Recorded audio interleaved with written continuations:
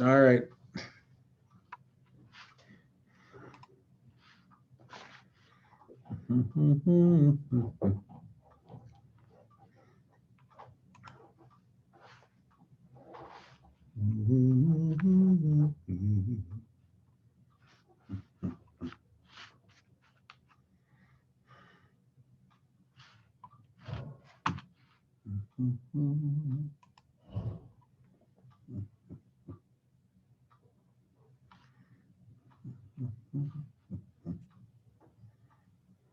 Good evening, Mayor.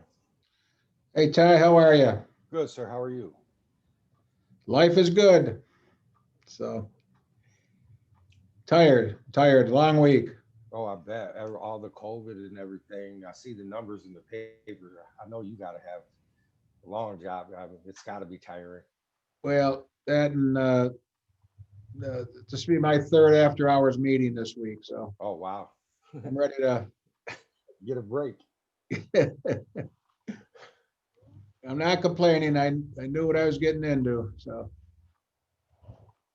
but, we had a real good discussion last night in the equity and inclusion with civil service came in and talked to us. Oh, that's So awesome. yeah, so that's that committee's moving along very well. So Good. That's good to hear. You guys hear me? Yes, sir. yes, Hey, I'll take it this week. All who are you? right. I'm the unknown comic. Remember that guy? Oh yeah, I Yeah, remember that. I'll put the bag over my head. You guys are out. You two are too young to remember Chicken Man. It was on WKBW. We were WKBW radio back in the day. It was the Adventures of Chicken Man. So Is that what they said? He's everywhere. He's everywhere. yes, yeah. Okay. Hey, all right. Uh, well, we're slowly coming in. So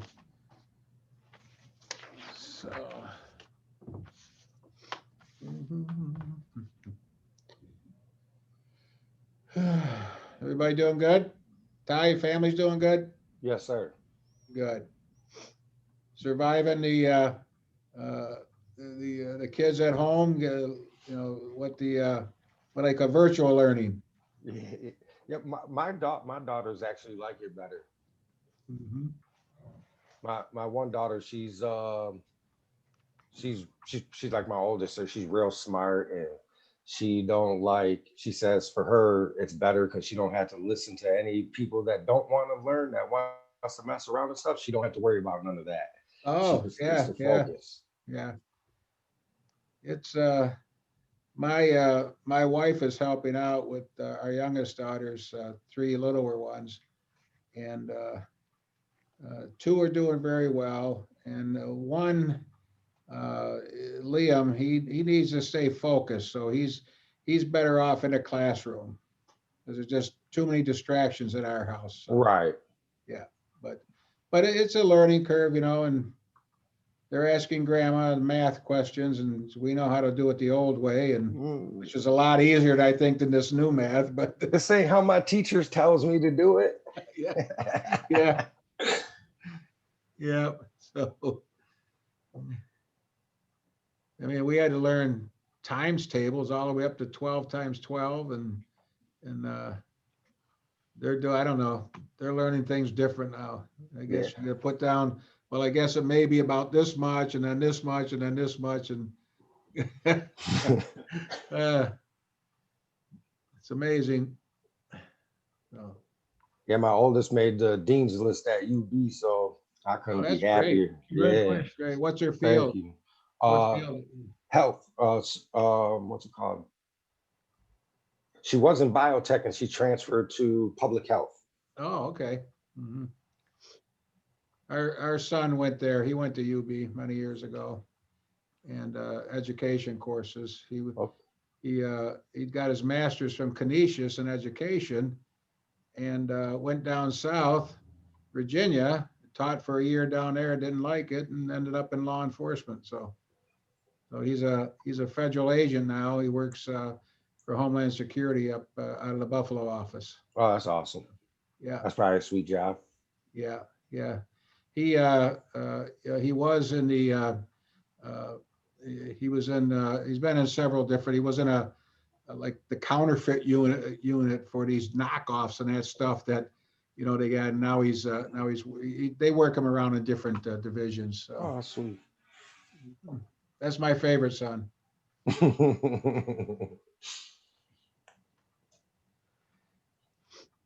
There's Vernon. How you doing, Mayor? How you doing, Kevin? Wonderful. How you doing? Hi, how's it going? Good evening, sir.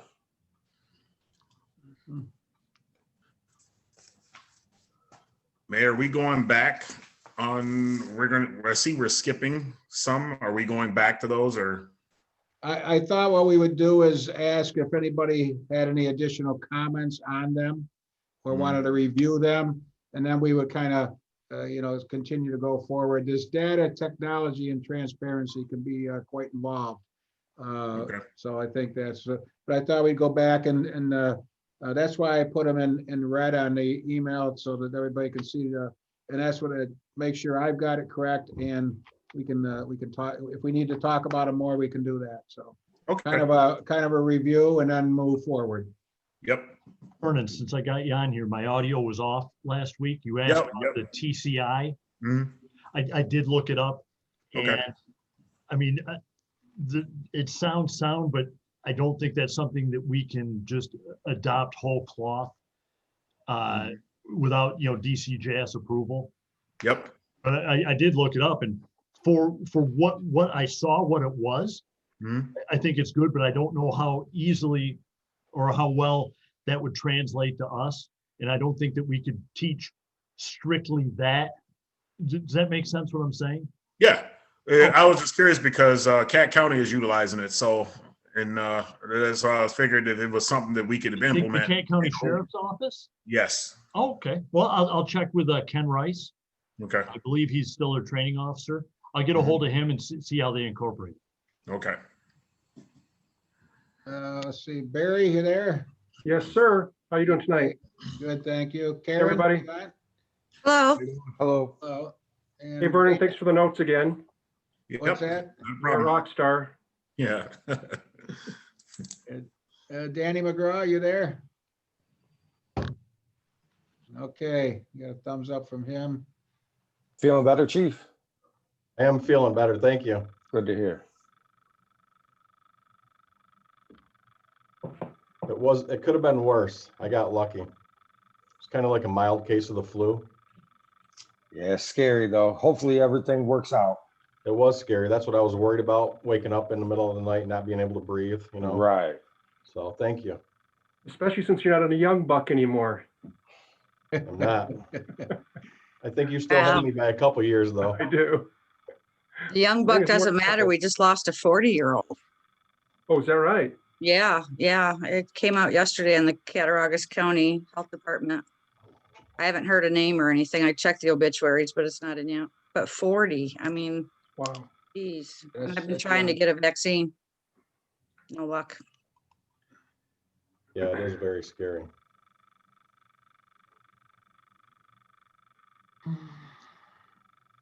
Let's see, who's joined us? We got Darren, we got you tonight, right?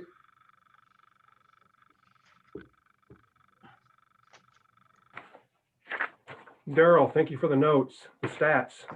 Oh, my pleasure. My investigator puts that together for it.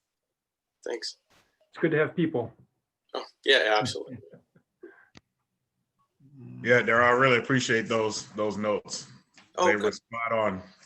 Oh, Yeah. wonderful. Well, excellent. I'm good. Hi, Daryl, how are you? Good, thanks, Mayor. How are you? Kenny, how you doing? Fine, just fine. Kevin? We Hey, got Bill. you? Okay. And Darren, can you hear us?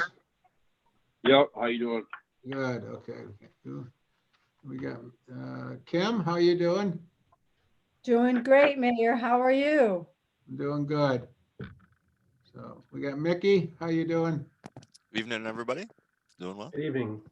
Hey, Mickey, I'm still waiting to hear from the IT guys here.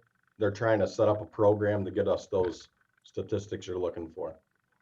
Okay, very good. And thank you, Daryl. That was Very clutch. Thank you. My pleasure. Daryl, you gonna make that meeting tonight? No, I'm not going to be at that one. Apologies. It's a cluster tonight. There's another meeting at 7. There's my 13-year-old's birthday's today. Wow. Oh, happy birthday.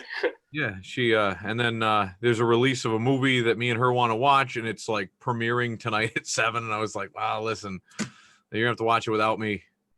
Got another meeting I can't go to. I got this, it's yeah.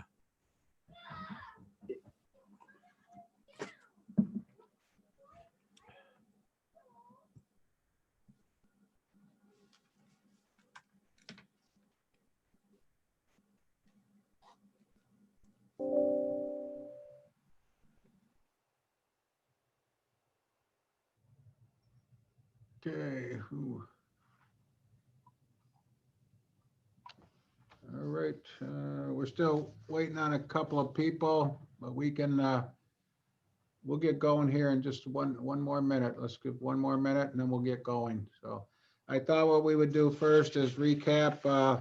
I sent out an email earlier with, it's got some of the points that we've been covering, and I put in red to you guys what I thought we added to or discussed last week on these issues, and then added some of the issues that we also discussed there. So we can start out by looking at that and seeing if we have anything else to discuss in that group.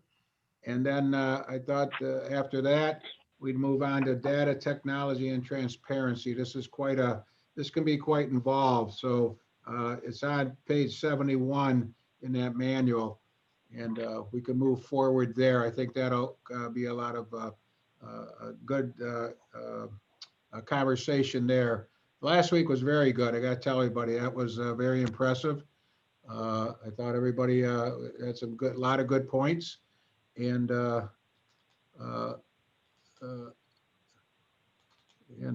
moving forward, we'll keep this moving forward.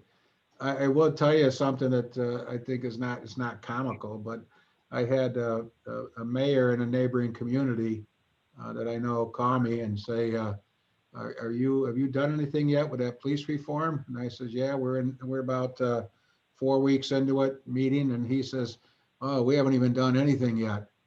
So I said, well, you better get going. So we are ahead of one person. So. And I don't know if you heard the governor's message. The governor spoke 4 different times, and Salamanca is the first community to get their plan into the governor's office.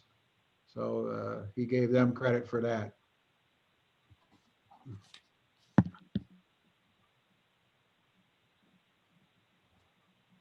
Okay, we got. Well, let's get going, and then if other ones join in, I'll admit them in, and we'll get them caught up, or they can go in with it. So so far, we talked about maintaining a strong presence with SRO program in the schools, but added a better defined role of the SROs. Reestablishing a strong community policing program within the communities.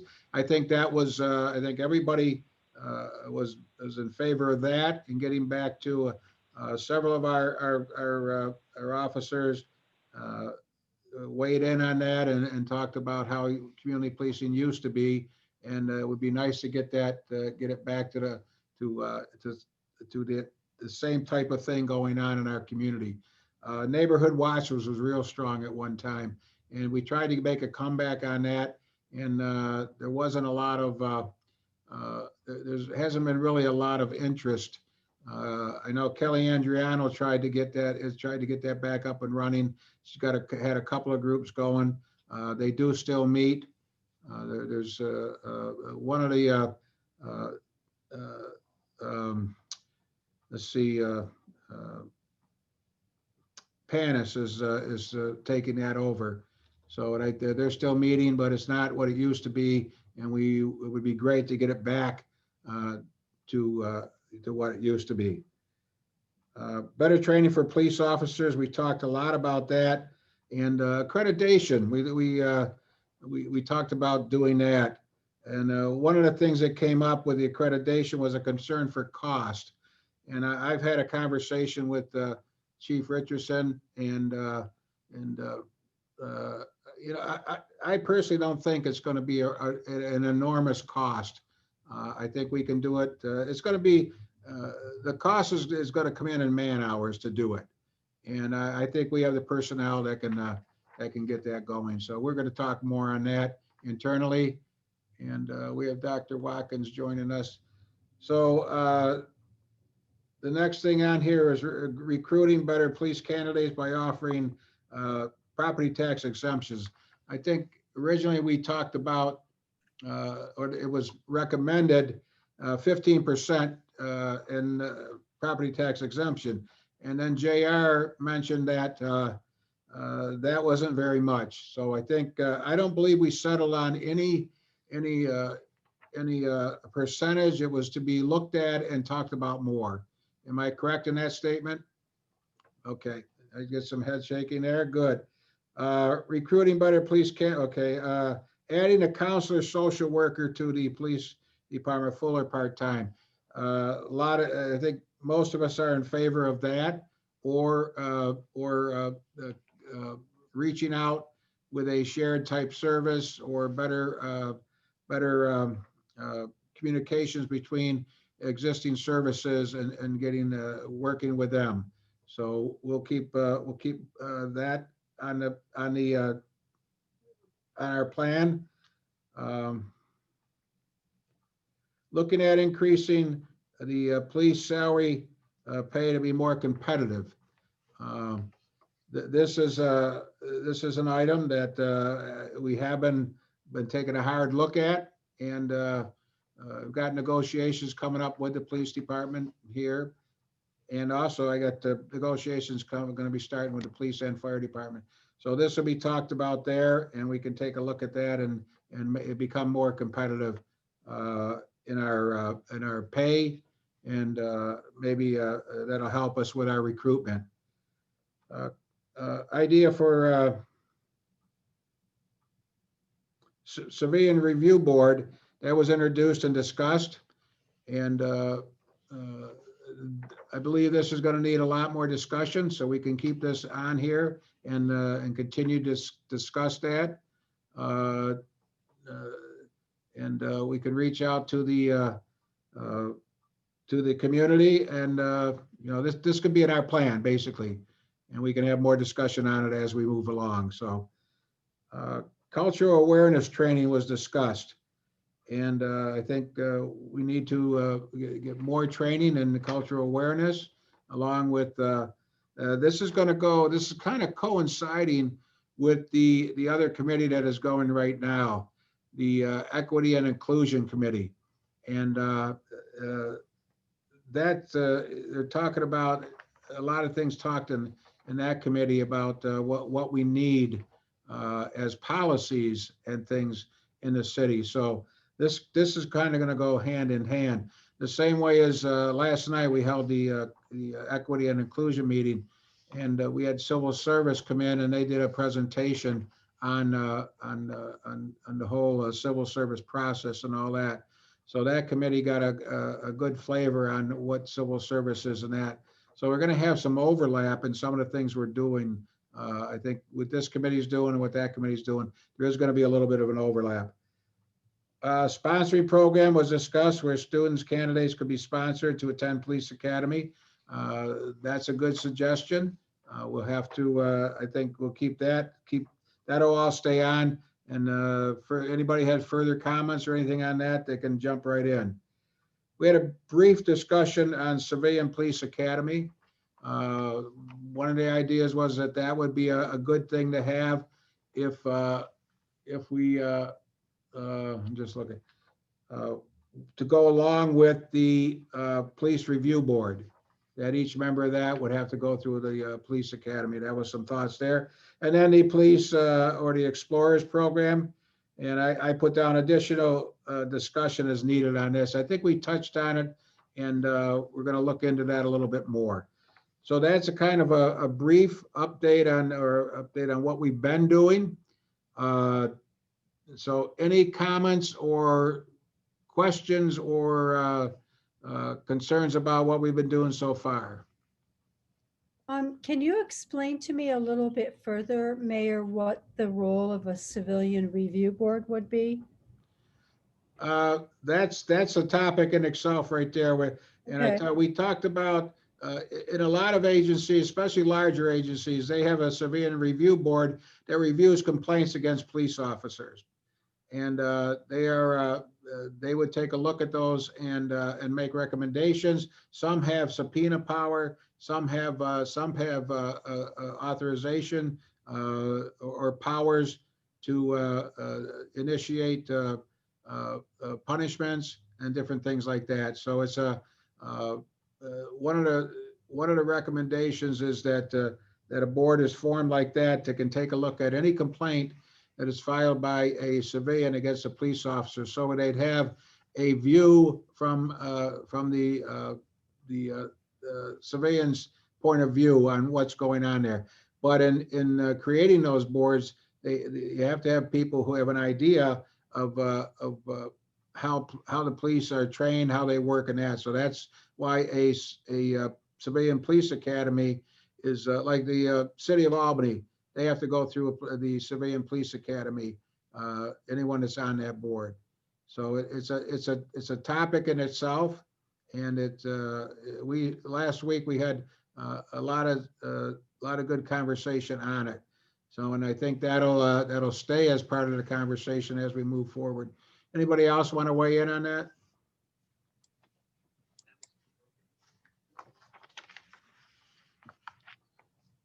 Okay. That's a brief answer, Kim. We'll try to come up with some more information on the police review boards and from different communities and try to get that out to everybody as we move forward here. Thank you, Mayor. So, okay.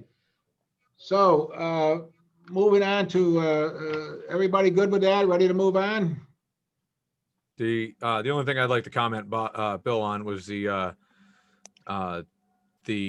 hiring of a social worker to be in the police department. I think from our discussions, a lot of it was it's not really the role of a social worker to be in police encounters. So, I mean, if we could do more of a shared service rather than have a full-time person that may not be as utilized in the police department.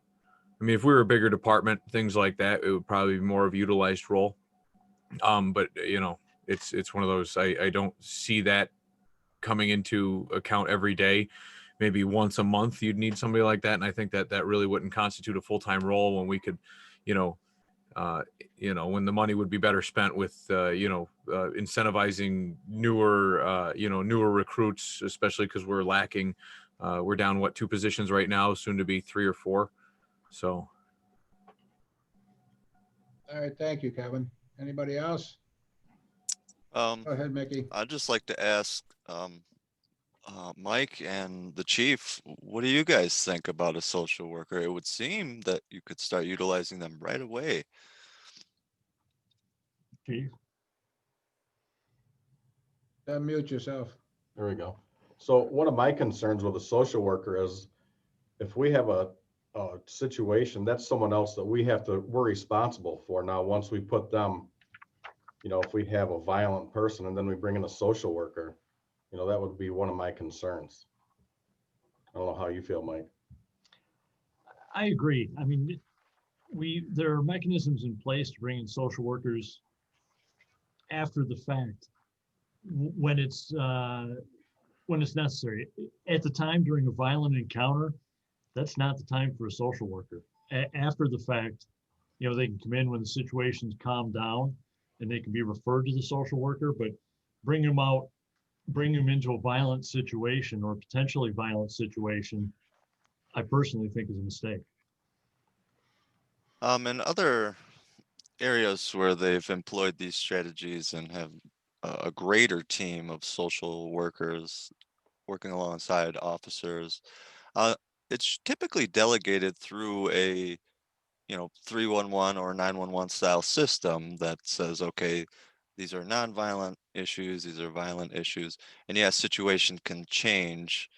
But in the workbook, there's a situation or an example given, if you will, that shows that it actually helps to route the calls a lot better, and that calls actually went down because the appropriate response was given, and it just sort of helped kept rolling things along. And the social worker, the crisis intervention team, got to be very busy during that time. Aaron? To have a social worker on staff 24/7, I don't think it's financially responsible. Okay, Darren wants to weigh in. Darren, go ahead. You have to take yourself off mute.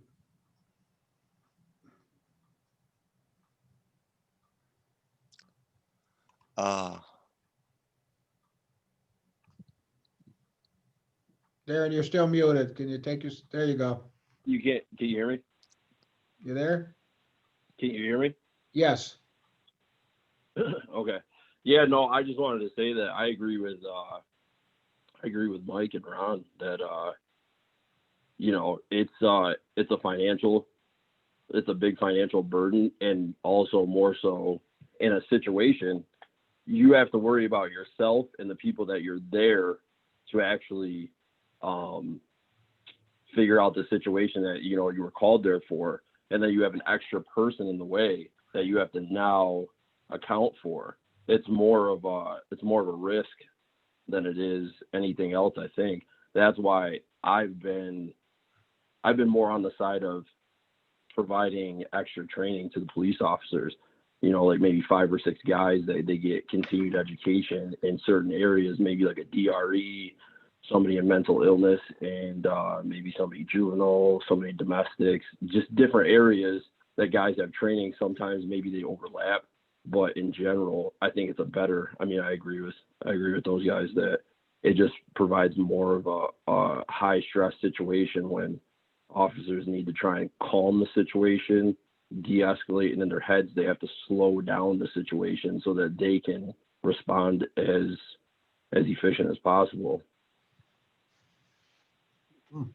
Can I know that I've spoken on this before when the topics come up, but I think it presents more of a risk to have a social worker actually out in the field with a police officer, because it's one more person that a police officer has to be concerned about rather than focusing on the job that they've been called out to do. But I think a social worker can have a wonderful role in a consulting way in which you can help educate, you can help work. A social worker could talk through sample situations and talk about how to recognize certain forms of mental illness. I think there's a lot that can be done, and a lot of value in having a social worker who works with the police department on a consulting basis. But to have a social worker on 24/7 and going out in situations with a police officer, I think that probably isn't the best use of the financial resources of the police department. And I also think that it could present with a risky situation. So, I know I weighed in on this once before, but I really do believe that. That's just my opinion. Barry's got his hand up. I just want to echo kind of what Chief Richardson, Captain Marsfelder, and Darren and Kim and it all said here. I've been asking around because at first blush, I think it kind of sounds good to have a social worker ready to go on calls and things like that, especially in things that might be, from what people have told me, if we could have a social worker that goes with potential domestic disputes and things like that, it all sounds good. And I think it looks good initially at first glance, but knowing how quickly things can go south and go sideways where it turns into a violent situation, I think the city is really kind of setting itself up for a liability issue if we were to have something going, somebody go out on calls. certainly a consulting format. I think with Darren, whoever else had mentioned it in the past, potentially having some officers that have some additional training in those areas would certainly make sense. And I'm all for additional funding for training in all areas of police officers, especially in a small department like ours, where our guys are expected to do so many things and wear so many different hats.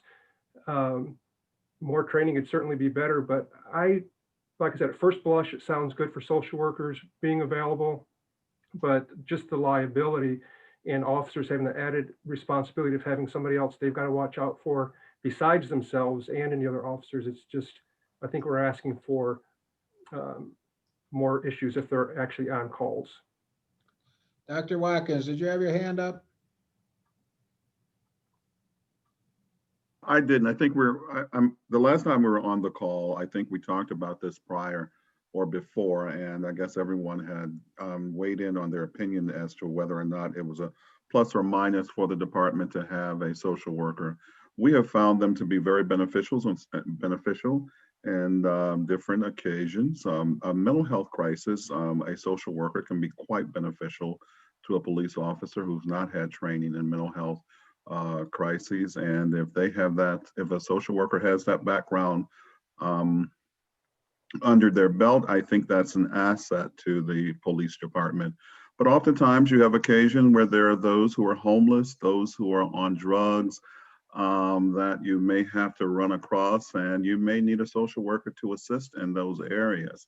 I don't know if a 24-hour social worker is necessary, but one that can be on call to assist when those situations do come about for the police force. I share Dr. Watkins' perspective, and I agree. And perhaps short of 24 hours, a shared services solution is available. I like the idea of consulting. The 311 situations that are outlined are totally appropriate places to dispatch a social worker, and there are certainly times where that would be advantageous to have that resource available. So hopefully there's a cost-effective balance that can be reached so that this is available, and at the same time you're not putting having to guard another person in a violent situation. We wouldn't want that. A question for Mike and Ron. Don't we have that now? We can have numbers to call if we need help in that way. I'm not sure exactly what type of call you're looking at. I mean, if we needed a social worker in the middle of the night, we would call the county and see who they had on call. So yeah, right now, I mean, we could call the county, and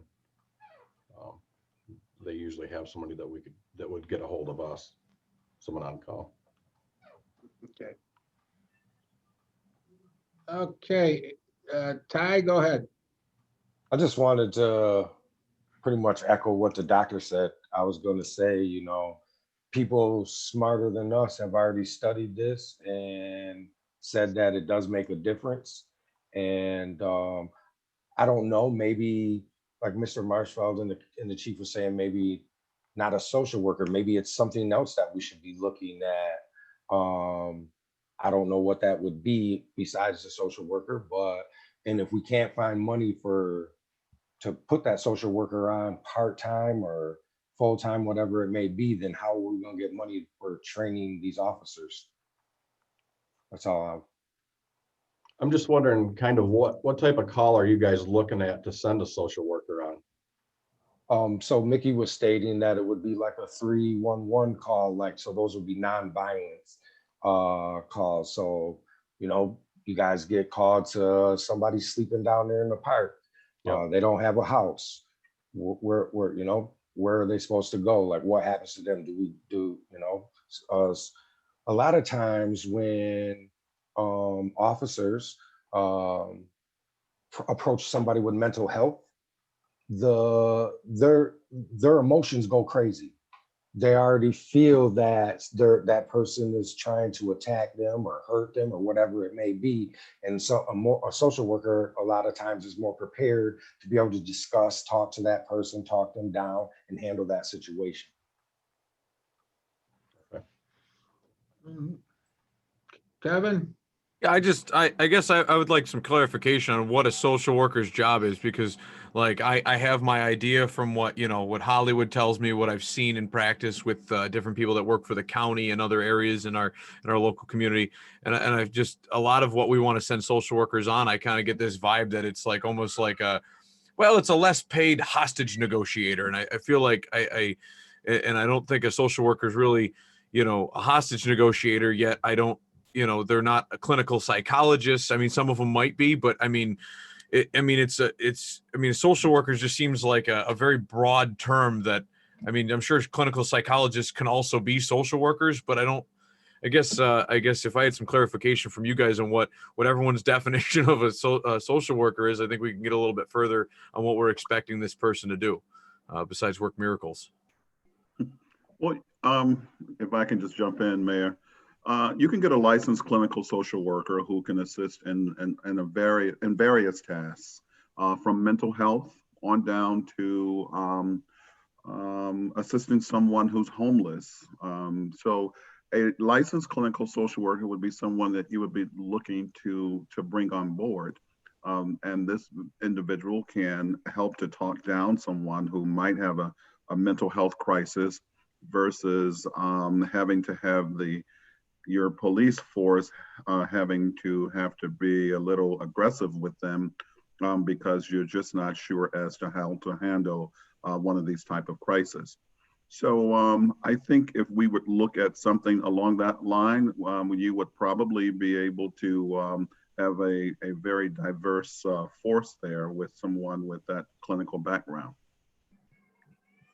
I think you guys would probably be surprised how well our officers handle. We deal with mental health patients all the time. And I think we do a good job. I'm just writing some notes. So I guess to follow up on my question that Dr. Watkins responded to, which was, I guess, I mean, if we have additional, I mean, if there was a question that something was going wrong with our police department in this regard, I mean, additional training for like de-escalation or, mental health awareness or something like that, I think would kind of get lumped into that category, and then continuing to use the shared services after an incident happens where we have to do a follow-up or something like that, I think would kind of in the direction we're going and just strengthen some of the tools we use. Okay, we've had a lot of good, Mickey wanted to weigh in again. We've had a lot of discussion on this. I'd actually like to move forward. But go ahead, Mickey, make your point. Sure, just to finalize, I agree with Daryl and Dr. Watkins, Ty, that the services provided by these individuals who are experts in their field, and to answer your question, Kevin, I think the best way I could summarize them, other than being experts in social and psychological spheres, are also experts in patients. So you're kind of onto something with that negotiator thing. But other than that, I would just ask that Mr. Mayor, if you could see what the county is able to do. I know that they had a 2-point-something million surplus after their budget. So I don't know if there's, already a system set up, like you mentioned, there's on-call people and whatnot, if there's something to build upon or work with, if, for example, decide to go with it, but there's not room or space for a full-timer or whatever. And that's all. Can I just say one more thing, Mayor, please? Yes, go right ahead. Okay, first of all, I am a licensed clinical social worker. I kept my license even when I went into ordained ministry, and I worked for 25 years as a licensed clinical social worker before I went to seminary and, changed to becoming a pastor of a church. For 11 years, one of my roles was doing assessments in the emergency rooms, a lot of times when police officers would bring people in who had mental health issues. And most of the time, the work that I did was work that I did after police or someone else de-escalated a situation, and I helped in assessment and evaluation. There is clearly a role that social workers can play in the field, you know, in terms of assisting and working together with law enforcement to best help assess situations and respond to helping people in the best way. But never, ever, ever was I ever asked to go out into a situation where it was unknown. Police responded. And then what happened is I was always called in afterwards to do assessments and evaluations and to help give recommendations. So again, I think there is a very real, helpful, and valuable role for a social worker being on call or being a consultant. But I just never remember a situation where I ever felt totally and completely prepared in my education, my training, my experience to go out with a police officer into a situation that was unknown and that could escalate into something very dangerous. It happened from time to time. I know because I saw the people afterwards, but I just, again, I don't know that social workers are really as prepared, educated, and trained to go out in this situation the same way that police officers are. It's my opinion, and you know, maybe I'm wrong, but that's, you know, that's my experience in doing this. So that's all. Okay. Thank you, everybody. A lot of good conversation there, but let's move on with the data, technology, and transparency. Transparency is one of the 4 pillars of procedural justice and is critical to ensuring accountability. Without a full picture of law enforcement policies, procedures, and activities, the public cannot meaningfully evaluate the performance of law enforcement. Even a well-functioning department risks losing public confidence when it does not engage in meaningful transparency. Departments should consider various ways to make law enforcement practices more transparent to the public. So I think that's there's some questions in there, and I'm not going to read everything. That's just kind of get things rolling here. But we can look at what police incidents should and complaint data should be collected. What data should be available to the public? So, and then to follow up on that, how should your law enforcement agency leverage data to drive policy strategies? So let's get a conversation going on what you feel the data that should be collected, and then we'll move from there. So anybody have any thoughts on that? Well, to back up just a second, Mike, could you give us, Mike Marshfelder, could you give us a rundown on what is collected, let's say on an incident report, what data is collected, and then on an arrest report? And I'm talking about like pedigree and things like that. Can you just give everybody a rundown right now? Sure, Mayor. For a case report or an arrest report, the arrest report will have a little bit more detail on the pedigree information, just out of necessity. If we respond to a call, we're either going to do a blotter event, or for the more serious, we're going to do a case report for more serious incidents. And in the case report, they'll have the location. It will have a basic summary of what we were called there for, what happened while we were there. If it's a domestic incident, there's an entire separate form that needs to be filled out for that as well. And the pedigree information would be name, date of birth, gender, racial background,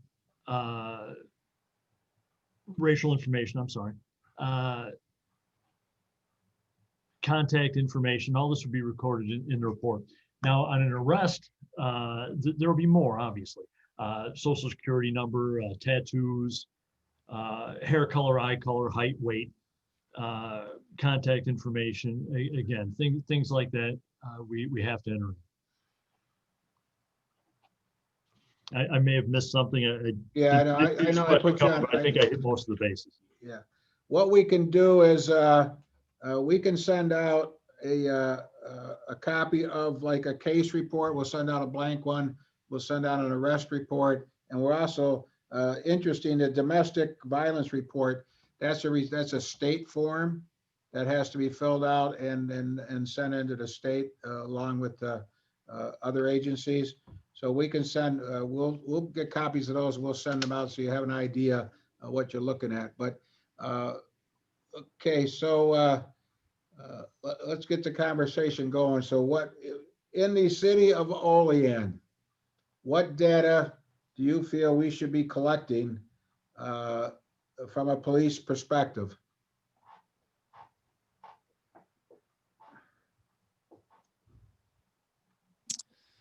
I think anything that would be related to disparities in arrests. As Daryl's office report shows, there are some inconsistencies, as you know, we would expect at this point. So anything that helps to reduce disparities in arrests or track them or whatnot. What do you mean? I'm not following what you mean, Mickey. Racial disparities in arrests. So, for example, you after review and analysis, you have an opportunity to zero in and look at, you know, what types of offenses and what the outcomes were for the cases. And you can sort of chime in on that and see what is causing the disproportionate arrest rate. Why are blacks and natives being arrested and their bails are higher and everything else compared to whites? And that'll allow you to look at those whys and come out with a better solution that can help to address it. So any data that has anything to do with the reasons why this may be happening would be good to have. So everyone here knows, he mentioned bail. With the Bail Reform Act, we don't have control over bail. That the police, we don't have control over that. That has absolutely nothing to do with us. Vern, you wanted to weigh in. Vernon? I just wanted to expand on what Mickey was saying. I think the information that Daryl provided us provides a lot of information that we should be looking at to collect and maybe make available, readily available. I know the governor came out with the Stat Act, and I don't know if Olean is following that yet. But as far as these statistics that were gathered from Cat County, I mean, they pretty much break it up from the perspective of, you know, what was the bail amounts and that sort, and broke it down by ethnicity. So I guess for Olean's sake, I guess maybe we could do something where we could figure out, I mean, it'd be a bit simple Excel document or database that could be made where you could illustrate the people that were arrested for misdemeanors versus domestic violence, fights, drunk driving, things of that sort. You're not giving names or anything, but you're giving just the demographic information, just more or less race, age group. I can't even think of anything else right now. But those are the types of things that I guess that the general population would be looking for, that would be easy to track, easy to create a document for. As the information is put in, it can automatically switch right over to a database. If someone requested it, it's just a matter of a click, and that stuff would be readily easy to come up with. Okay, I got some hands up. Hang on a second. Daryl, is that report, that includes Olean, right? It does include Olean. I would caution against drawing any conclusions based on the statistics. You would want to control different variables, and you would want to calculate in what was the individual's charge in the situation. Remember, these do not include police interactions that don't result in arrest or vehicle and traffic matters. And our offices strive to work with St. Bonaventure with statisticians who can take that data, collate it, and draw really effective conclusions. But I think in the interest of transparency, it's an interesting document that's accurate of the arrests. All of them are unique, but I do caution, I'm not a statistician. These are just the straight statistics as they are, and you would want to control variables. And I think my investigator, who holds a PhD, also was very cautious in outlining that caveat. So it's useful information, and I think it's the kind of information we would want to collate from the Olean Police Department. And then we would want to send it to statisticians who can really break it down and come up with some really helpful, strategies. Okay, Kevin has had his hand up. Kevin Doherty, go ahead.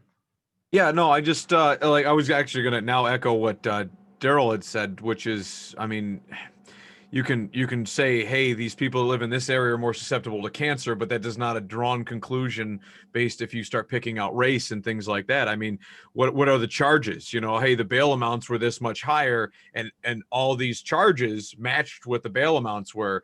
And all the people in this large bail amount category also happen to be Native or African American. And so, I mean, like, it does not usually create causality, right? So I wanted to point that out, and Daryl did a great job pointing that out as well. So.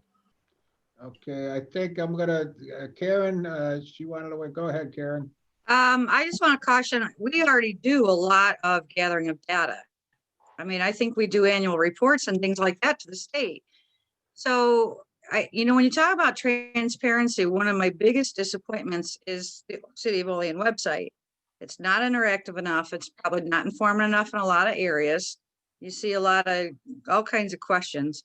Can we take this data that we already probably draw from somewhere, traffic violations, whatever those 4 to 6 categories you think would be needed, or whatever, report to New York State. I'm sure they have an annual or monthly item that they do.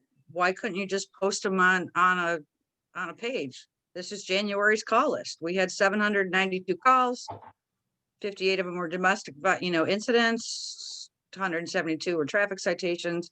I don't know if you have to go real deep, but as far as community safety and community awareness, people want to know that they're comfortable in their city and that they feel safe, and you look at a lot of the data, we are much lower, I'm sure, than many other places.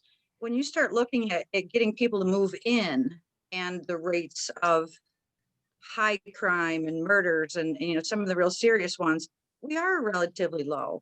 And that could really attract a lot of, businesses and people moving into the city. I'm not trying to hide anything, but I certainly do not want to create more work when it's already being done. So whether that's extracting some of the information pertinent to Olean from the county, or things that we already do, for a state report, I just don't want to see drawing more or doing more work than what's really actually necessary. Okay, I think Dan McGraw, did you have your hand up? Yes, I did. And one thing I just want to point out is, so these numbers are based on the residents of Cattaraugus County. So with all these arraignments and all these charges, are all these people residents of Cattaraugus County, or are they people brought in from Buffalo, Rochester, Syracuse, and stuff like that? So I don't know whether these numbers indicate that, or do they just indicate based on we arrested 500 white males and 50 black males? Where do these white males live? Where do these black males live? So the statistics, I mean, they include people who live in our county and who do not live in our county. And that actually is one of the fields that we do include in terms of our arraignment, because obviously if you're connected to the community and you're making a bail application, then there's a greater likelihood that you're connected to the community, you're going to return for your next court date than if you have absolutely no connection to the community. But these are complicated statistics, and you want a statistician to really go through it and examine it and have controlled variables before you draw any conclusions. It's just useful to have the information. So I promise to get that information. Mike?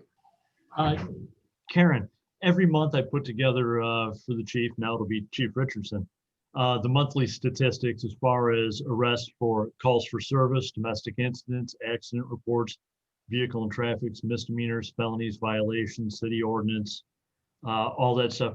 We do that every month. So- Now, do you have anything like on the Cleary Act that you have to, I mean, the Cleary Act is big on the college campuses as far as sexual assaults and things along that lines. Like I said, I'm sure the state's got plenty of things they asked for. That I believe the chief's secretary actually takes care of that stuff.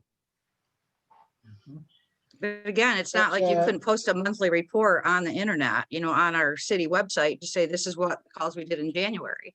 You know, these are what we did in February. I think it makes people appreciate the amount of calls that you do. Oh, I And think what a you lot of really people would take be care very of. surprised. Yes. Oh, shocked. Again, they'd say the same thing on the fire department, you know. They'd be amazed at the amount of numbers that really happen. And you guys probably multiply that by 3 or 4 times. The code Yeah, office used to do that on the city I'm website. adding that to our recommendation list, posting a monthly reports website. Is that, and then we can work on what should be, you know, we can always work on what should be in those reports. So, okay, who did I miss that had their hand? I may have missed somebody who wanted to weigh in. I was just gonna say, when I used to do the monthly reports for our day crew, we would average between 500 and 650 calls, maybe 700 on a busy month. That excluded traffic stops. That's just regular calls that we respond to. And that's just the day crew. What about, let's talk about those non-emergency calls. I had a funny thing I came across today on South Berry, and it was a broken front door and a door open. And I meant to call, I didn't call. I thought 911. I'm like, well, that's ridiculous. This is not an emergency. And again, without having to go look up the number, to reach one on a non-emergency is not a common number. We talked about it on one of our first meetings about having a non-emergency call, such as a loose dog or feral cat or open door that shouldn't be. Can we have a number like other than a 911, 0000, or something that people can recognize? You know, 7777 or something that people will know what to call in a non-emergency situation. So our non-emergency number is 376-5678. But you get an automated, takes about 30 seconds longer than if you call 5677. But the 5678 is pretty easy to remember. And if you have something, you can always, if you have something, it might not be an emergency to someone else, but maybe it is to you. You can call 911 and they're still going to transfer you to us. Yeah, just something that wouldn't necessarily, again, take a resource away from a serious crime going on, or something that where you were needed. Just check this in the next hour or two, you know, kind of thing. Yep. Like a gathering of 10 or more. So you're basically calling about like a for lack of a better word, a catchy phone number that people could easily remember to call for non-emergencies. Yeah. And that may Well, just go right Toledo- into our, Toledo and Barnes are broke up. Maybe we can grab their number. So well, Rich is still using that number, but Oh, I think okay. if we had it come into our, we have our people that when the county sends it to us, we have our own people. What do you call them? Intake. They take dispatcher. the phone call. Yes, dispatch. Thank you, Bill, because I couldn't come up with that word. They could determine again whether it's a not emergency, you know, or not. Well, that's what happens now. If But a if the 911 call comes number in, could yeah, if a go 911 call directly. comes in and the Little Valley transfers it to our dispatch office. And they talk to the people and you know, determine now if they're calling in that it's a fire, then that's, you know, that's a different situation. But the 911 calls are answered in Little Valley and transferred here. So. I Go just ahead, would Nikki. never want to take away a 911 resource Mhm. for something non-emergency. But you gotta remember though, we're not a large community. And what is to to some people, what they're calling about, to them, it is an emergency. And, you know, I mean, you take, okay, like, I think you mentioned there was a door open. Yeah, You know, I mean, if I'm walking to my house and I got a door open, it shouldn't be open. To me, that's an emergency. There may be somebody inside my house, you know? well, and to be honest, I know for a fact that it's an empty house.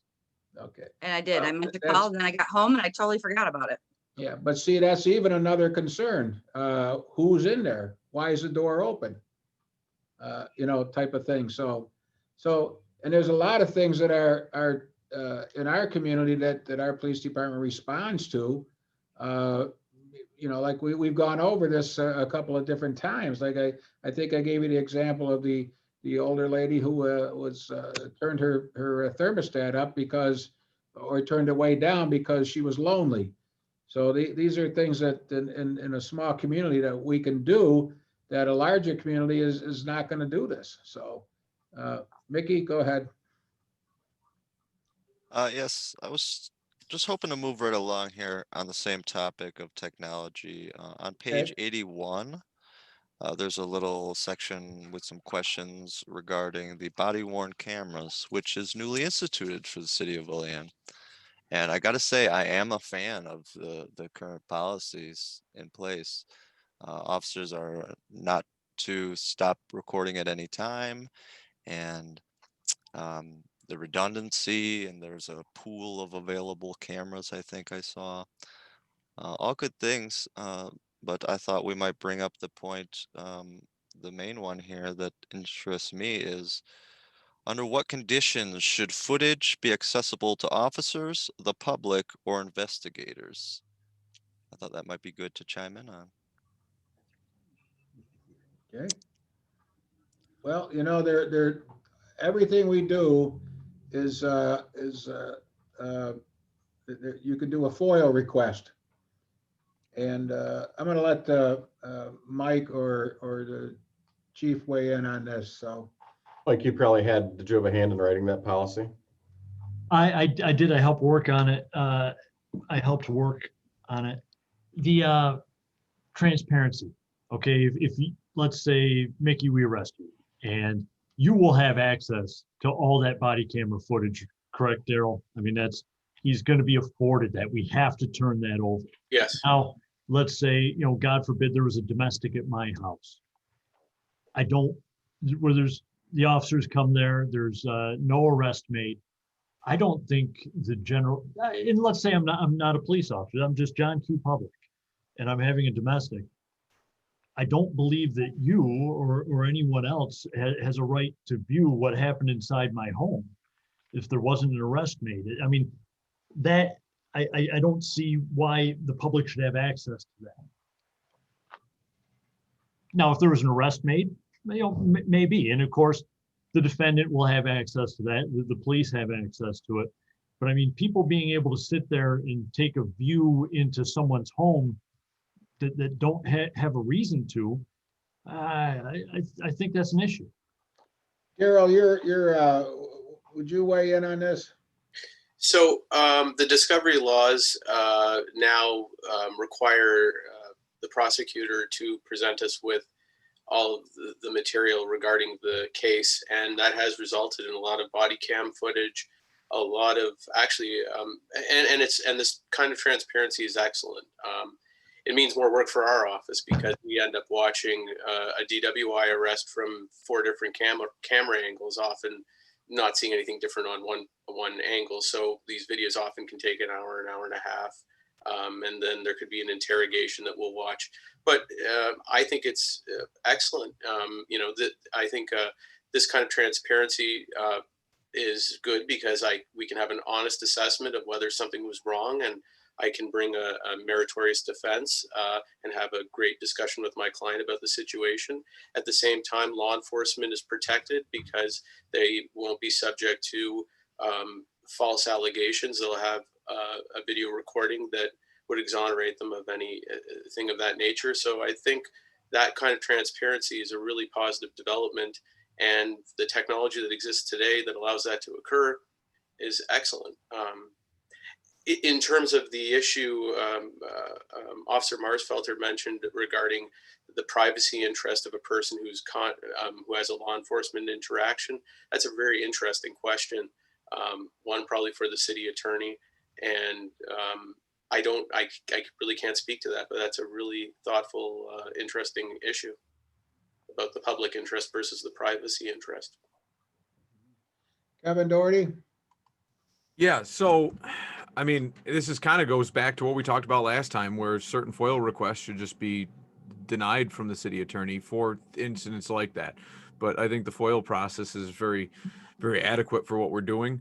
If I like to consider myself a smart business owner when I'm going to plan a job, whether it's a boiler install or it's running a new electrical service or whatever. I do my homework on the house. I'm always up to date on the new products and services.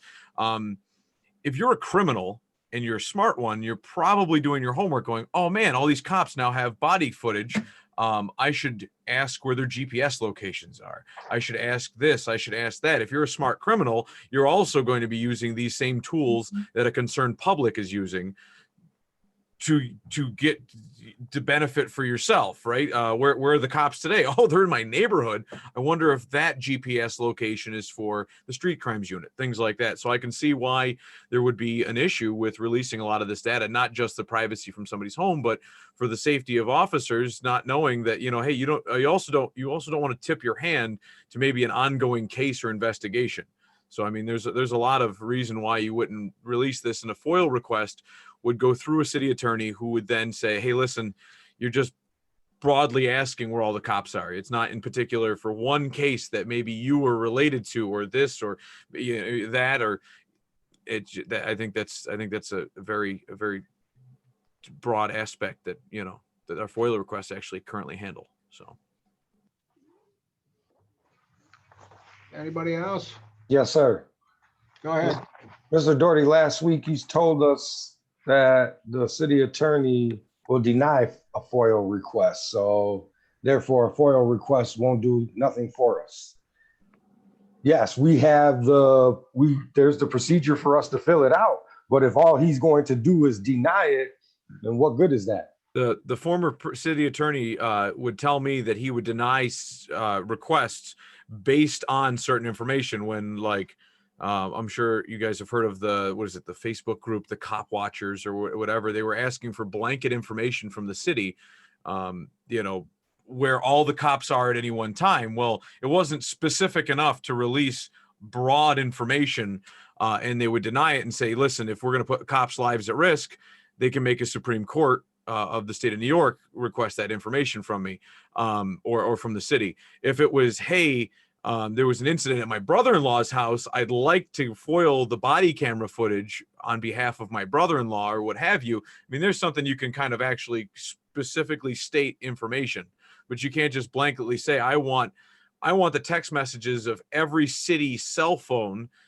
for the last 6 months, because a lot of that information could be, privileged or have to do with ongoing court cases that might happen. A lot of things that would be privileged that you wouldn't need information on, and your FOIL request might be denied on that fact because it's just way too broad.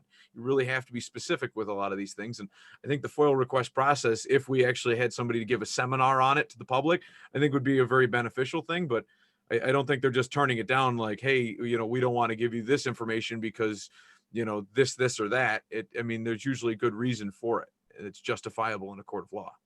So just let me explain how the FOIL requests are made at the city clerk's office, and then they're reviewed by the city clerk. They're reviewed by myself, and then if we feel that they don't meet within the law, then we can turn it down. And there is an appeal process. The appeal can be made to the city attorney, and then the city attorney will look at it. And if the city attorney feels that the request is not to be given, then you can file an Article 78 with the court to get the information. So there is processes in place. So, real quick, Mayor, you might be able to answer this question. With the FOIL, is it because like the Captain Marshall, was saying that, you know, if it's you that are trying to get the information, that's one thing. But somebody else that, you know, that's a touchy situation. Do you know if it is next of kin or how far that goes? Like, what if something happened? What if I died in the incident? Is my next of kin allowed to get that information? Anyone can foil. Anyone can foil, but it has to be a record that is kept in the what do they call it? The business as Daryl, what's the technical? The ordinary course of business. Yes, thank you. The ordinary course of business. Okay. So I wouldn't have to file, right, Mayor? I wouldn't have to file for my own information. I would be privy to that camera footage, correct? If you were arrested, like you said, now you get the information immediately. Correct. Okay. So that's what I'm asking. If I was in an incident and I died in that incident, is my wife, is she entitled to get that? Just Daryl, like I would be, or does she have to file a FOIL? I'm not sure. We'll have to get an answer for that. But I think I think the discovery laws come in too on this. Am I right, Daryl? Well, the discovery laws now mean that instead of us having to make a discovery demand outlining all of the things we're looking for, the prosecution has an obligation to hand over that every element of the evidence within a certain time frame, and they must certify that they have given over the entire file, exculpatory information as well as inculpatory. And then we also have reciprocal obligations that come with the discovery reform. But I believe discovery reform is a very positive development in terms of getting to justice, which is really what we're all after. And then I guess I should also say, in forming a defense, we always have the capacity to issue subpoenas of our own. And if we feel like, for example, surveillance footage at a store is very important to a case, and we don't, and we're concerned that maybe law enforcement never collected that, or there's something there that was overlooked, then we can do a preservation notice and subpoena that record, and then use it to our,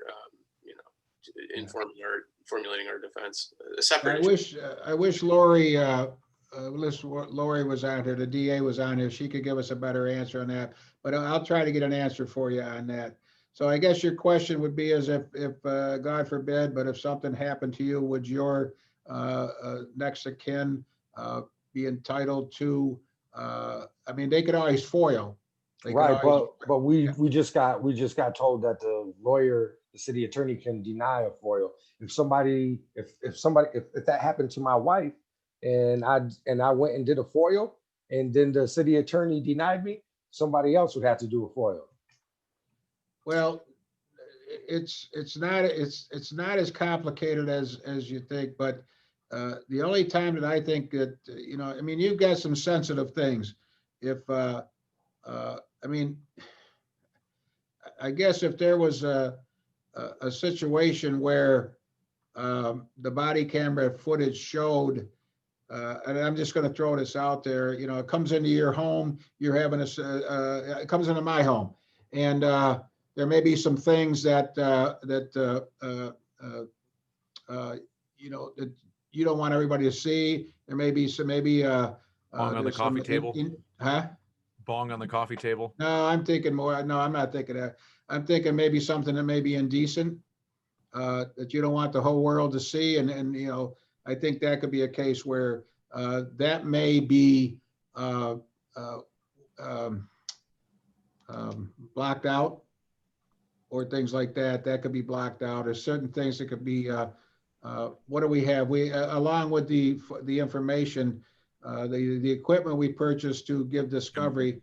There was also in part of that is redacted. It's redacted. Yeah, the ability to redact. I think. Yeah, the ability to redact so that it can't be seen. But I'll try to get. I don't want to keep going. I'll try to get an answer for you on that. There is criteria that control FOIL requests, and I presume every case is going to be fact sensitive in evaluating that, and there might be redactions. but that's there is a process, and it has to be evaluated on a case by case basis. Right. Yeah. Like when we authorized that footage for what was it? There was something for the body cams that Chief Raleigh went over with us, which was the software. It actually had the ability to redact certain information. So if they had to present something that had like minors in it, right? There was something going on with minors and we didn't have permission to show their faces in court, or maybe for protection of witnesses, things like that were underage, we could redact some of the footage or portions of footage, just like blur faces, things like that were legally acceptable to protect, the privacy of young children and things like that. So, which was one of the examples that Chief Raleigh presented, which, I mean, things like that could happen. We walk into Bill's house and we, it's not a domestic, it's just him and Patty, we can redact the footage. Okay. Barry, go ahead.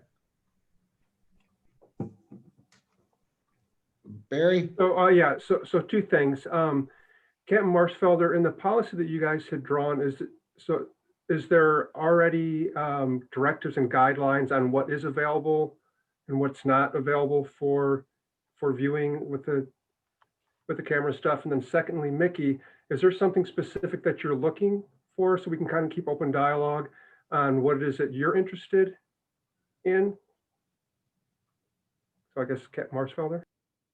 Barry, without the policy in front of me, I couldn't, that's such a small, I don't want to say obscure, but fairly obscure from our usage of the cameras. I don't want to tell you something that's not true. Without that policy in front of me, I couldn't tell you. If I could respond, Barry, I don't believe there is. That's why I asked. It's pretty well-rounded and simplified for the city, but I don't believe there is anything that governs the release of the footage. And the reason I brought it up is in keeping with the theme, how can your police department demonstrate a commitment to transparency in its interactions with the public? And when things go south in any interaction and the people know that officers are wearing body cam, they're going to ask for the footage. You see it spray painted on buildings all year long. You get the body cam footage, body cam footage, body cam footage. So having a system in place to at least make it easier or to attract people, maybe something on the city webpage or the OPD webpage to put in for a FOIA request or any other form that creates this sort of transparency we're talking about. Okay. Can I say something, Mayor, real quick?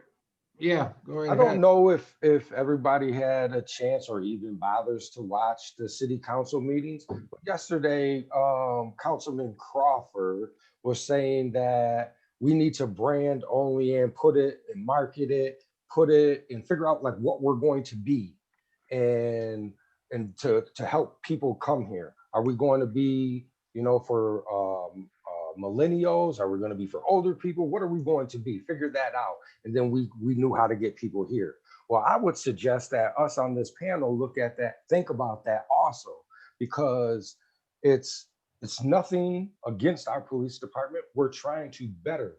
And with millennials and whoever looks at our city, and we want to grow our city, when they look at our city and they say, oh, these guys are taking the forward step. These guys are the ones that are doing things to move into the future. They're not out there blocking everything, doing all this stuff. That's what's going to make people come here. So I would just say, think about what Mr. Crawford said and apply that to this committee.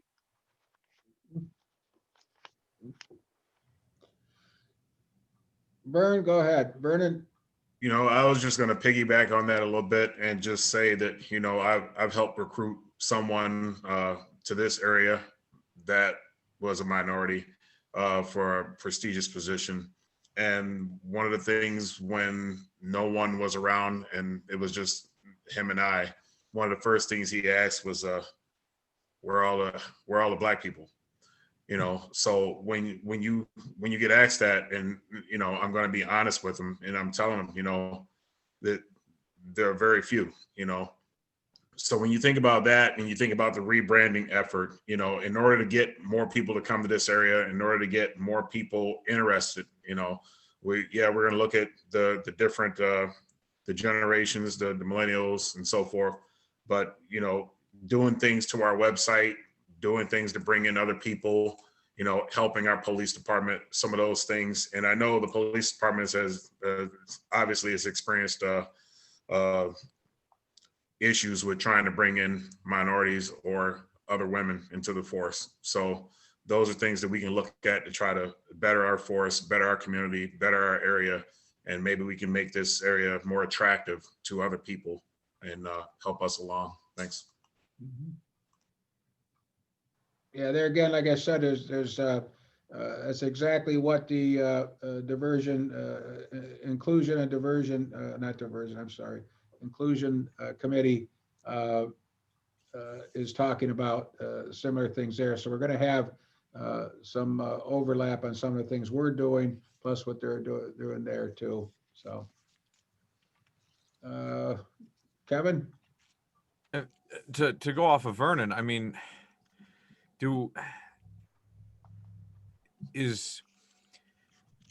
I don't think that the reason that there's not a lot of African Americans here, or there's not a lot of Asians or any other Puerto Ricans, any other minority group that you can think of is not because we're sitting at the gates of Olean with Klan suits on scaring them out. I really think that this is a warming community. It's just they haven't moved here. I mean, that's it. I mean, if all this committee moved to China right now, we would say, hey, where's all the African Americans and white people at, right? Like that's just kind of, I feel like that's a big, a big portion of it. I mean, this area was founded by the, portions of it was by the railroad, and I mean, there was a lot of like German, Irish, like Italian, Polish families that moved here, and that's just kind of what happened. They all migrated out of New York City and they came this way. I mean, I don't think it's really a racist reason why the people of minority descent aren't here. It just, I don't know. Maybe that's my ignorance. Yes, it is. I think you're missing out on a lot of things, and you left out the African Americans that were here. Absolutely, it was. So I'm gonna stop right there and just leave it at that. But I think all of us should try to take some time and watch some of the Olean footage on YouTube of the Diversity Inclusion Committee, and look at those things and try to listen to what those guys are talking about. They're bringing up a lot of good information, and yeah, there was definitely more people here doing work in Olean than just those people that you named, Kevin. So that's it. Well, I'm not saying that there wasn't. I mean, that's a percentage, right? Like that's why if minorities were the majority, they wouldn't be a minority community. I'm not trying to come across as ignorant here. I'm literally just, hey, if there was 10 different families in this area and only one family was African American, then I mean, you can't expect, you don't expect it to quadruple at the same time that, and I understand that back when the city was founded, I'm sure there was probably racial disparities, the same way that, the Italian community used to kind of badger other, people that weren't Italian, right? That was how a lot of people survived and, coming out of Ellis Island. So seems to be awfully defensive, though. We're not talking about the past. We're talking about the future. Okay. Darren's been waiting to weigh in, and then Kenny will go to you. So Darren. Well, I mean, I was just going to ignore and skip over that, but like Vern and Kenny jumped in. I mean, how can you? But I mean, Kevin, if you're going to make a statement like, I'm sure there was racial disparities back when Olean was founded, and then look where we're at now, we still don't have that many black people. There is a blaring red light for you flashing right there. Like, what is wrong? What's going on? Why have the numbers not gone up in a minority community with African Americans, Asians, Mexicans, Hispanics? Why have the numbers not gone up since back when Olean was founded and started until now? We're still a very small percentage. How does that work? So, I mean, but one of the things like Ty had mentioned and then Vern piggybacked on as far as developing the community in the right direction and bringing people here, I mean, you can't just hope to make changes and think people are just going to magically find out about Olean. You have to actively recruit. Like I've said in the very beginning, I'm about action. So, I mean, that would be something that I would like to see, because I know I had spoken with someone previously in the past, and I asked them, isn't there supposed to be some type of a committee or a department within the city that goes out and almost like, I don't want to say lobby, but tries to bring corporations and businesses to the area to help grow the area? And he said, yeah, there is. And I said, well, what do they do? Because I haven't seen anything like, I mean, yeah, there are some businesses that start up, but the majority of Olean is mom and pop shops. And then you have Siemens, then you have Alcas, and then, you know, Cooper. And I mean, it's very small amount of larger businesses that provide a majority of jobs. So that's like one of those same things, is you have to go out and actually provide information and legitimacy to minorities to want to show them why they would want to move to this area. Like, not just, you know, hey, come move to Olean, you know, because we got stuff happening. You got to show them, like, you know, really what's going on and everything like that, which, like I had said before, you can make all the great steps in rebuilding Olean and doing these great things and whatnot, but people aren't just going to magically find out about it unless you're actively presenting the information. Kenny? I just want to say, Darren, that was very good. What I'd like to say is we're here trying to be proactive. We're trying to help the police department, help the city of Olean. We're not here trying to bash anything.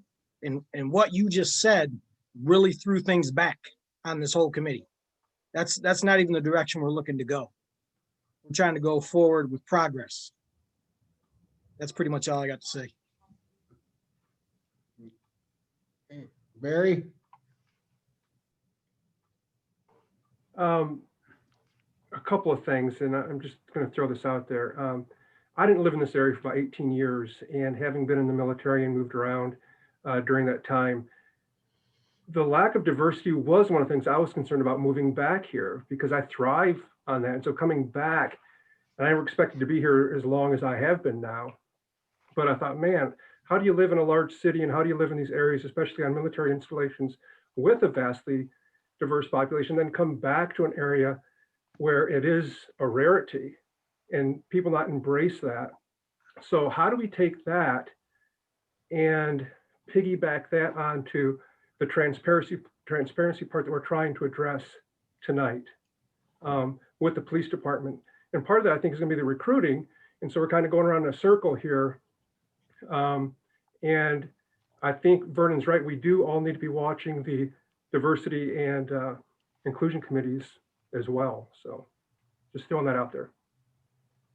Well, what can the public grab hold of as far as changes in transparencies and raising that confidence level that they're going to get a genuine experience and all that good stuff? What are the sorts of things that can be done to help boost that in terms of both, you know, police and technology? Some things to think about.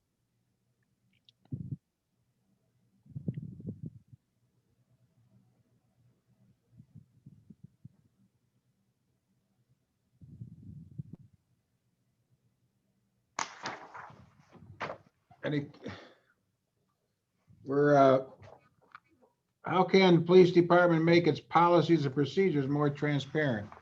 I've heard so far, you know, website, you know, we've given you all access to the policies. Are those things that we want to publish? You know, what reasons would we not want to publish them? Thoughts? Michael?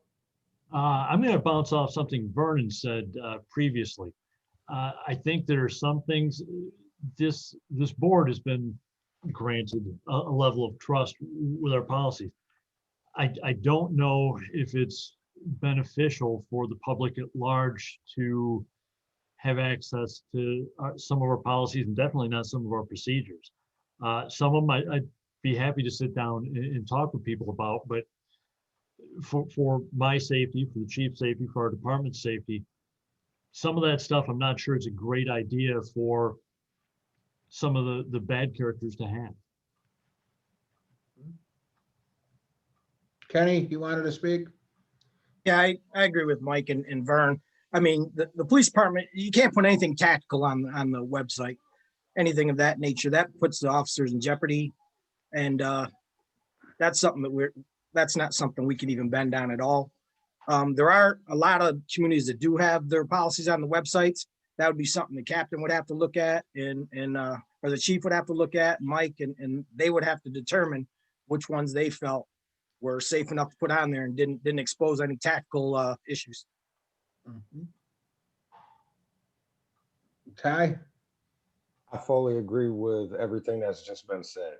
There is some things I would agree, like Mr. Wright said, there's some places that put their policies on there. I would think that that would be something that the chief and captain, whoever would come up with, if that's something that we felt should go on there. But for the most part, there's things in there that the community shouldn't be privileged to.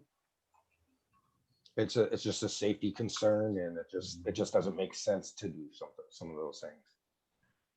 Vernon? Yeah, I was just going to say, from a military perspective, I've always been anti people knowing everything. When I think back of you can go online right now and look up any of our F planes, any of our military equipment, and literally get all the information you need to know. And you can best believe China and Russia are doing the same thing. So I think when you come to something as local as this, if we're going to put something out there for the public, as far as these policies, it would be something sort of like the mission statement or the goals, or maybe their ability to do the ride along. I think that would be something that, would be interesting. But as far as some of the other procedures, they get a little too in depth. Even I was concerned with when we were getting assigned this and we initially talked about it. I was concerned with the fact that everyone would have access to this. I mean, I was not looking to get it, and I was surprised that we did, but I'm glad that we did. I read every last policy, and I learned a lot, but I don't think that's information that needs to be out there like that, no. Well, I guess there's a assumed trust with this committee. And, that we decided that it would be in the best interest of moving this committee forward, that we did share the policies. So you had a better understanding of what, because part of this is, is what is what can the police department do better? So we had a lengthy conversation on this. And we felt that it was in the best interest of this committee to give you access to our policies. And there's some of them that are sensitive, and then I hope you maintain that sensitivity. But so, okay. Moving forward, we got about, I don't know, how much, what we got, about 6 minutes remaining? Is that what, somewhere in that area there? So I just want to go over what some of the take backs from tonight. Social worker, counselor, fuller part-time, that was a lengthy discussion there. I mean, it took up a quarter or a third of our meeting. So I think one thing would be good to do is maybe to bring on, is it Mary O'Leary? Is that it, Dr. Watkins? You're on mute. Okay. Yes, her name is Mary O'Leary. She is the director of community service or mental health. So maybe it'd be worth our while to invite her to come and give her perspective to this committee and ask questions. I'll try to reach out to her and see if we can get her here to in the next week or so to give us a perspective on that and what services are provided. Now, Mike Marshfelder, you go to meetings with what group is it you go to on these issues? I do. I meet with some mental health professionals. I believe it's called the High Service Utilizers Meeting. We do it every month, and for people with mental issues that we deal with frequently, if they sign a waiver, so we can discuss them at this meeting, so information can be exchanged solely within this meeting. We can't disclose that information to others. On how we can best do things for them to help them. We're not clinicians, we're not counselors were police officers. So we look to these people to see what we can do better for that community. Okay, thank you. Okay, I think I wrote down as under as number 12, a website. You know, posting monthly reports. Now this can not only be for police department, but I'll get you in a second, Barry. This can not be for the police department, but you know, as we were talking there, and I think Karen mentioned fire department also, and I think it would be good to see also, you know, DPW, what, you know, different things like that. I think it would be good, not only for the public to see the police stuff, but also several other things that we do in the city here. So Barry, go ahead. Yeah, if we're talking about transparency of the police department and what they're doing, what Captain Marsfelder was just talking about, I'm sure that 99.9% of the community are not aware of those types of interfaces that the police officers are doing. Mm-hmm. And if those things were on the website, you know, there's this one of the things that I hesitated about coming back to this area is there's some people that just thrive on the negativity because they're uninformed and they don't want to be informed. And if more of the public knew of what was going on that the police officers do every day with these 500 calls a month, just during regular daytime, plus these other meetings are going to, I think it's going to shed a different light on how people perceive the police department. So maybe we can add that to the website or the transparency stuff. Okay.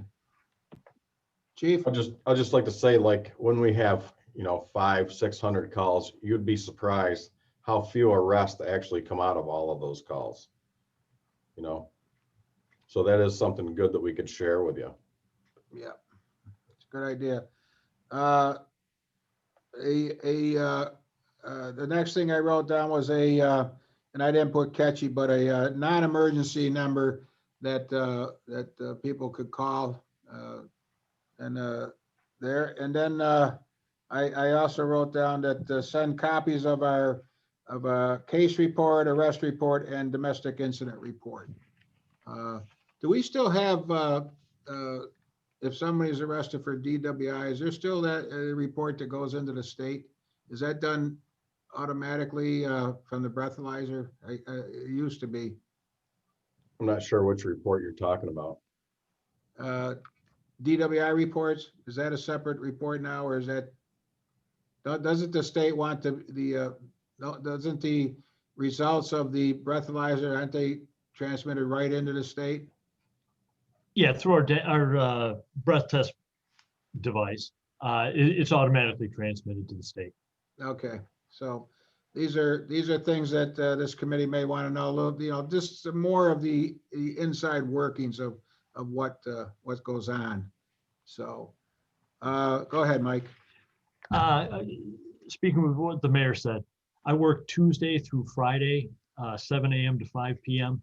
If any of you want to talk to me about anything, you can call up here, you can stop up here, ask for Captain Marsfelder.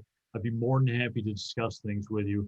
That may not be appropriate to do, being that this is broadcast on YouTube. If you want to talk to me about something, anytime you call up, you ask for me, I'll make time for you. Great, thank you. That goes for me too. Monday through Friday, 8 to 4. Someone wants to meet with me, I would be happy to meet with anyone. And I'm available 24/7, so. Or just show up to his house. Hey, you're more than welcome. So I'm If you're working available on Sundays 24/7, too. you want to. you got my You're bill working sign out. 24/7. You want to work with us. What's that? Said if you're working 24/7, you want to work with us. Take some emergency calls. Sure. I'll be happy to. So I have a lot of emergency calls just within my family, so that's so.